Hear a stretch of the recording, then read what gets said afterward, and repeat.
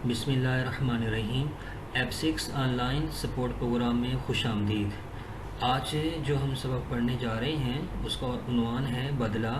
یہ آپ کی Sindh text book board Jamshoro کی کتاب صفحہ نمبر 39 سے لے کر 43 تک موجود ہے۔ میں آپ کا معلم ہوں محمد احمد۔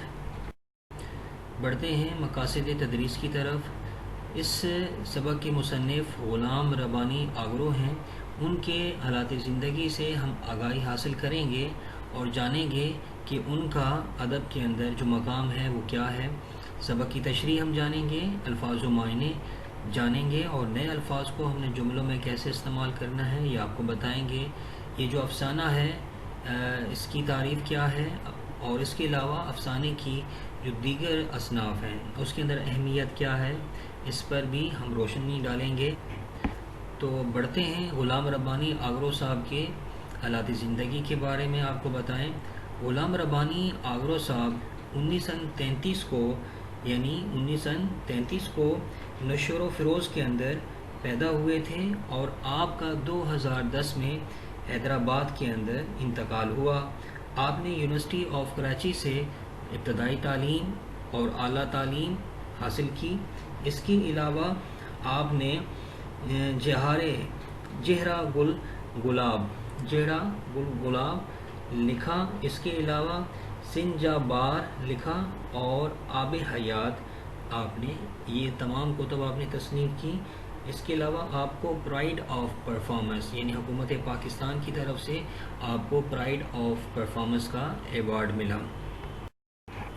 تو بڑھتے ہیں آج کے سبق کی طرف جو کہ بدلہ ہے، اور یہ غلام ربانی آگرو صاحب نے لکھا ہے اور اس کا جو ترجمہ ہے وہ کیا ہے ڈاکٹر حسرت کاس گنجوی۔ یہ نام ہے بیٹا ڈاکٹر حسرت کاس گنجوی۔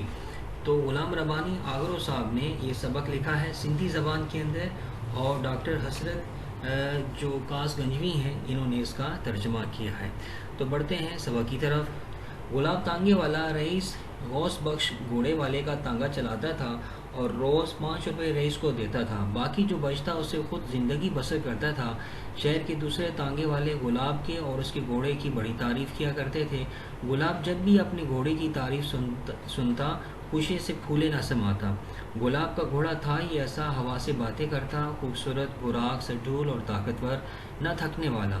دوسرے تانگے والے جب اس کی تیزی، پھرتی اور سبک رفتاری دیکھتے تو رشک سے کہتے یہ گھوڑا نہیں ہے مولا، قسم ہے براق ہے براق۔ یہ گلاب کا تکیہ کلام ہو گیا تھا۔ اب یہ جو پیراگراف ہے بیٹا پہلا، اس کے اندر آپ نے دیکھا کہ جو گھوڑا تھا وہ گلاب کا نہیں تھا بلکہ یہ رئیس بخش کا تھا، اور اس کا وہ چلاتا تھا گھوڑا، یعنی تانگے کے اندر جوت کر اس کو چلاتا تھا۔ تو یہ بنیادی طور پر جو اس پیراگراف کے اندر بات کی گئی ہے اس کی گلاب کی جو ٹانگا تھا یعنی جو گھوڑا تھا اس کے متعلق بات کی گئی ہے کہ وہ کیسا تھا، یعنی اس کے اندر صبح رفتاری تھی، تیز بہت تھا، براق کس کو کہتے ہیں بجلی کو، یعنی بجلی کی طرح وہ چلا کرتا تھا۔ تو جو بھی کہتا تو وہ یہی کہتا تھا کہ یہ جو ہے براق ہے، براق کس کو کہتے ہیں بجلی کو، یعنی اتنا وہ تیز رفتاری سے چلتا تھا کہ یوں محسوس ہوتا تھا کہ یہ بجلی ہے۔ گلاب کا گھوڑا پکھی واقعہ بڑا عمدہ تھا، سفید رنگ، خوبصورت نقش سڈول جسم، متناسب قد، ہمت والا، طاقت والا۔ تانگے میں 5-6 کیا اگر زیادہ مسافر بیٹھ جاتے، لیکن پکھی کو اس کی پرواہ نہیں ہوتی تھی۔ وہ پھر بھی ہوا کی طرح چلتا تھا۔ جب وہ اس اپنی شان اور آن سے چلتا تو یوں محسوس ہوتا جیسے دھرتی پر نکارا بجتا ہوا محسوس ہو رہا ہو۔ یعنی آپ دیکھیے کہ اس رفتاری سے چلتا تھا، اس تیز رفتاری سے چلتا تھا کہ جیسے نکارا بج رہا ہو۔ نکارا کس کو کہتے ہیں؟ ایک آواز ہوتی ہے جو ڈھول نما چیز ہوتی ہے، اس پر کوئی چیز لگتی ہے تو اس کے اندر سے جب وہ آواز پیدا ہوتی ہے تو اس کو ہم نکارا کہتے ہیں، نکارا بجنا۔ تو یہاں پر اس گھوڑے کا نام بھی آپ کو بتایا گیا ہے، اس گھوڑے کا نام کیا تھا؟ پکھی، یعنی جو گلاب کا گھوڑا تھا جو کہ اس نے رئیس غوث بخش سے لیا تھا، رئیس غوث بخش سے لیا تھا، اس کا نام کیا تھا؟ پکھی۔ بڑھتے ہیں بیٹا آگے۔ شہر اور اسٹیشن کے درمیان نہر بہتی تھی، اس پر جو پل تھا وہ کچھ اونچا تھا۔ عام گھوڑے اس پل کی چڑھائی پر چڑھتے چڑھتے ہانپنے لگتے تھے، بہت سے تو اڑ کر کھڑے ہو جاتے تھے، لاکھ چابک مارو وہ نہیں ہلتے تھے۔ لیکن پکھی کی بات ہی اور تھی، اس کے لیے چڑھائی جیسے چڑھائی نہیں تھی۔ پل پر پہنچنے سے بہت پہلے ہی وہ اپنی رفتار تیز کر دیتا تھا، کی چڑھائی تک اپنی اس رفتار کو برقرار رکھتا تھا، اور پھر بڑے اطمینان سے وہ نیچے اترتا اور اس شان سے چلتا کہ لوگ اش اش کر اٹھتے، اور غلام اپنے مخصوص انداز میں لوگوں کو اپنی طرف متوجہ دیکھ کر کہتا، یہ گھوڑا نہیں ہے، مولا کی قسم، یہ براق ہے، براق۔ یعنی پل کا یہاں پہ بتایا جا رہا ہے کہ جو پل بہت اونچا تھا، کوئی دوسرا گھوڑا اس پہ نہیں چڑھ سکتا تھا، لیکن جو پکھی تھا وہ ایسا چڑھتا تھا کہ محسوس ہی اس کو نہیں ہوتا تھا، نہ وہ تھکتا تھا، اور اس پل کے اوپر وہ آسانی سے چڑھ جاتا تھا۔ آگے دیکھیے بیٹا، پکھی کی عادت تھی کہ وہ کبھی چابک برداشت نہیں کرتا تھا، اپنے مالک کے اشاروں کو خوب سمجھتا تھا، اسے خوب معلوم تھا کہ اسے کب سرپٹ دوڑنا ہے اور کب دلکی۔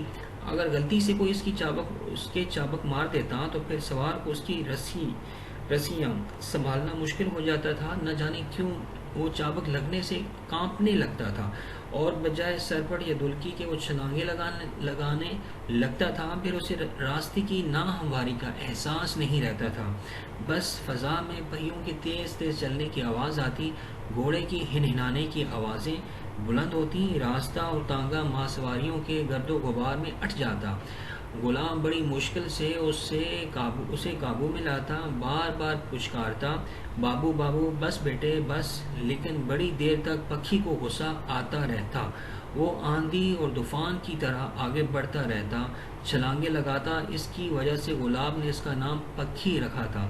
یہاں پہ دیکھیں بیٹا، تو 3-4 جو نئے الفاظ ہیں وہ میں آپ کو بتاتا چلوں۔ ایک تو دلکی یعنی ایک تیز رفتار، سرپٹ کہتے ہیں تیز رفتار دوڑنے کو، دلکی کس کو کہتے ہیں؟ آرام سے دوڑنے کو۔ یعنی وہ چابک جو تھی، چابک کس کو بولتے ہیں؟ ایک ڈنڈا ہوتا ہے چھوٹا سا، اس کے سامنے ربڑ کی ایک لگی ہوتی ہے چیز جو کہ جانوروں کے اوپر چلائی جاتی ہے، تو اس کو ہم کیا بولتے ہیں بیٹا؟ اس کو ہم یہ بولتے ہیں جس سے وہ مارتے ہیں، تو وہ اس کو مارتا تھا، تو جیسی چابک جیسی اس کو لگتی تھی، تو چابک جو ہے وہ محسوس یہی سمجھتا تھا کہ یہ گویا جو ہے میرے ساتھ انسلٹ سے پیش آ رہے ہیں، میری جو ہے وہ اس کے اندر عزت نفس مجروح ہو رہی ہے۔ چابک جیسی لگتی تھی وہ کانپنے لگتا تھا۔ پکھی کی دوسری عادت یہ تھی کہ وہ کسی دوسرے گھوڑے کو اپنے سے آگے نہیں نکلنے دیتا تھا۔ اگر کوئی تانگے والا اپنے گھوڑے کو چابک مار مار کے آگے نکالنے کی کوشش کرتا تو سمجھو بس آفت آ گئی۔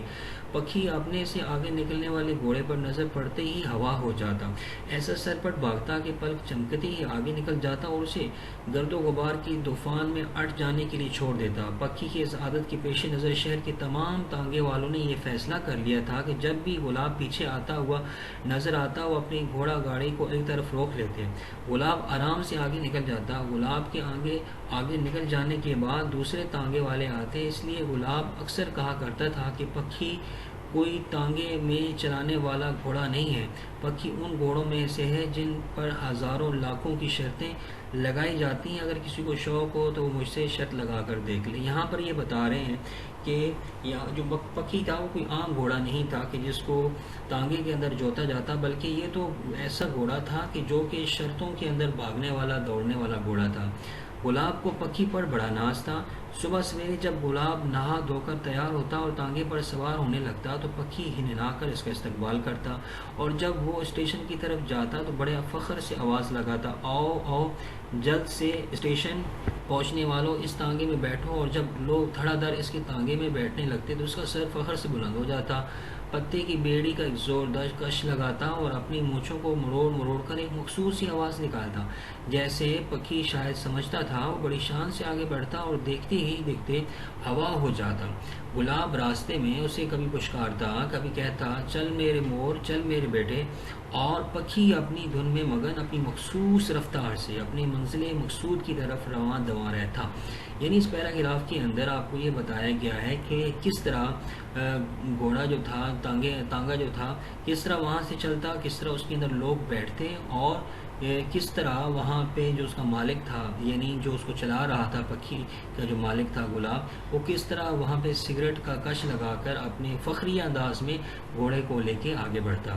شام کو بھی گلاب کی شان دیکھنے سے تعلق رکھتی تھی۔ شہر کے بڑے چوراہے پر پان بیڑی کے کیبل کے سامنے ہودی کے پاس تانگے والے جمع ہوتے تھے، غلام، عبدل، خیرو، جمعہ، کارو، فیضو، حامد اور بخشو۔ اس محفل میں گلاب کا چہرہ پھول کی طرح کھلا نظر آتا تھا۔ وہ شام کو اکثر سبز ریشمی تہ بند باندھ کر اور بوسکی کا کرتا پہن کر کاندھے پر تولیہ رکھ کر اپنے تانگے والے دوستوں کے درمیان بیٹھ جاتا اور بڑے فخر سے باتیں کرنے لگتا۔ جب سب اس کی باتیں غور سے سنتے اور اپنی دلچسپی کا اظہار کرتے، وہ کبھی کبھی سخی سیٹوں کے بارے میں بھی بتاتا، جو اس کے گھوڑے کی رفتار سے خوش ہو کر اصل کرائے سے بھی کہیں زیادہ اس کو دے دیا کرتے تھے۔ اس سے اس بات پر بھی فخر تھا کہ وہ لوگ اس کے تانگے کے علاوہ کسی اور تانگے میں نہیں بیٹھتے تھے۔ گلاب کالج کے شاگرد کی بہت تعریف کرتا تھا، کہتا تھا سائیں وہ سیٹھوں کا بڑا لاڈلا بچہ تھا، وہ اپنی باپ کی واحد اولاد تھا، کراچی کی کسی کالج میں پڑھتا تھا۔ جب اپنے والد کو خط لکھتا تو اپنے رشتہ داروں کے ساتھ ساتھ میرے بارے میں بھی پوچھتا تھا، فلاں تاریخ فلاں وقت پر تانگا اسٹیشن پر ہو۔ جب وہ میرے تانگے میں سوار ہوتا تھا تو پھر میں کوئی دوسری سواری نہیں اٹھاتا تھا۔ وہ میرے لیے ہمیشہ کراچی سے کوئی نہ کوئی تحفہ ضرور لاتا تھا، کبھی ریشمی رومال، کبھی تولیہ، کبھی کوئی اور چیز۔ وہ بڑا ہنس مکھ اور خوش وقت تھا، خدا کرے جہاں بھی ہو وہ خوش رہے۔ پھر وہ اپنے گھوڑے پکھی کی تعریف ہی شروع کر دیتا، پکھی گھوڑا نہیں براق ہے براق۔ یعنی یہاں پر یہ بتایا گیا ہے کہ ایک بچہ تھا جو کہ پڑھتا تھا کراچی کے کسی کالج کے اندر، جو امیر گھرانے کا تھا، تو وہ کس طرح وہاں سے واپس آتا تھا، کس طرح اس کے اندر بیٹھتا تھا، اور اس کے ساتھ ساتھ شام کو جب گلاب وہاں پر آ کے بیٹھتا چوراہے کے اندر تو اس کی کیا آن بان اور شان ہوا کرتی تھی، اور کس طرح کے وہ کپڑے پہن کر آیا کرتا تھا۔ ایک دن گلاب اور خیروں میں پکھی پر تکرار ہو گئی۔ گلاب کا کہنا تھا کہ پکھی عربی نسل کا عمدہ گھوڑوں میں سے ہے اور ہزاروں روپے اس کی قیمت ہے۔ خیرو کا کہنا تھا کہ گھوڑا عربی نسل کا نہیں ہے بلکہ ولایتی ہے، ولایتی۔ دوسری جنگ عظیم کے بعد جب گھوڑوں کے دام گر گئے تو رئیس غوث بخش کراچی کے ملٹری والوں سے 300 روپے میں خرید کر لایا تھا۔ اس بات پر دونوں میں تکرار اتنی بڑی کہ دونوں نے 100 روپے کی شرط لگا لی۔